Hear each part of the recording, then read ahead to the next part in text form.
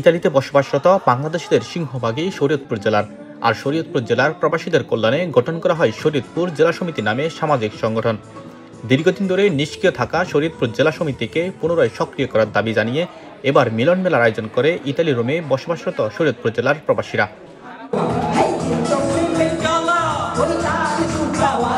গত 28 সেপ্টেম্বর রোমের স্থানীয় একটি রেস্টুরেন্ট হলরুমে অনুষ্ঠিত মিলন মেলায় উন্মুক্ত আলোচনায় বক্তারা বলেন, সমিতি নামে আছে কিন্তু কার্যক্রমে নেই। এই সমিতিকে সত্যিকার অর্থে কার্যকর করতে হলে গণতান্ত্রিক উপায়ে নির্বাচন প্রয়োজন। ইটালিতে আজকে যে আমাদের একটা আমেজ তৈরি হয়েছে, যে একটা নতুন নেতৃত্বের যে আহ্বান তৈরি হয়েছে, এই জন্য আমি সত্যি অভিভূত এবং গর্বিত।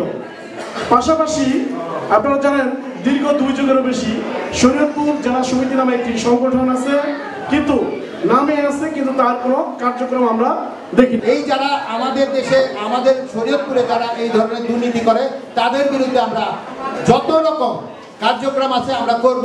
দরকার হলে আমরা এম্বাসিতে যাব। আমাদের শ্রদ্ধেয় বড় ভাই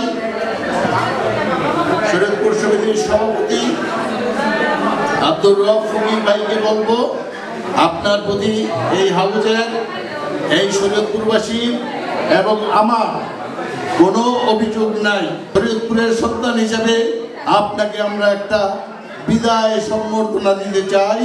অনুষ্ঠানে বক্তারা আরও বলেন, শুধু নামে নয়, প্রবাসীদের কল্যাণে সহমর্মিতায় ও সামাজিক বন্ধনে এই সংগঠনকে নতুনভাবে দাঁড় করানো দরকার। আমি চাই শরীয়তপুরবাসী ঐক্যবদ্ধ হয়ে নির্বাচনের মাধ্যমে আমাদের সভাপতি, সাধারণ সম্পাদক, ভাইস প্রেসিডেন্ট, জয়েন্ট সেক্রেটারি, সাংগঠনিক সম্পাদক, দপ্তর সম্পাদক, অন্তত 5 থেকে 7টা পদ যে নির্বাচনের মাধ্যমে হয়, সেটাই আমার চাওয়া। এই 2 যুগে ভয় নাই।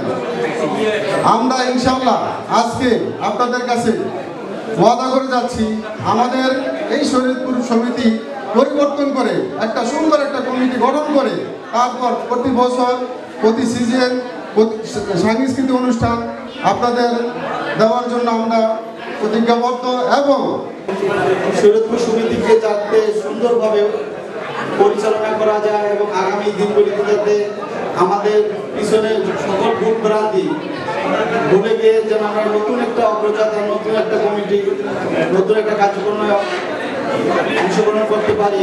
আজকে যারা এখানে উপস্থিত হয়ে ভবিষ্যতে শরীয়তপুরের জন্য কাজ করার জন্য এগিয়ে এসেছে, তাদেরকে সমর্থন দিয়ে সারা ইটালিতে একটি ঐক্যবদ্ধ শরীয়তপুর সমিতি গঠন করার জন্য সকলকে ধর্ম নির্বিশেষে সকলে এগিয়ে আসবেন। সবশেষে মিলন মেলা পরিণত হয় এক আনন্দঘন পরিবেশে।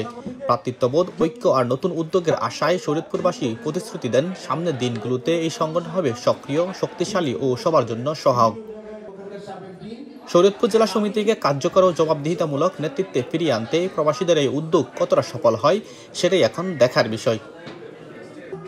জাহিদুল হক সোহেল, ঢাকা জার্নাল, ইতালি।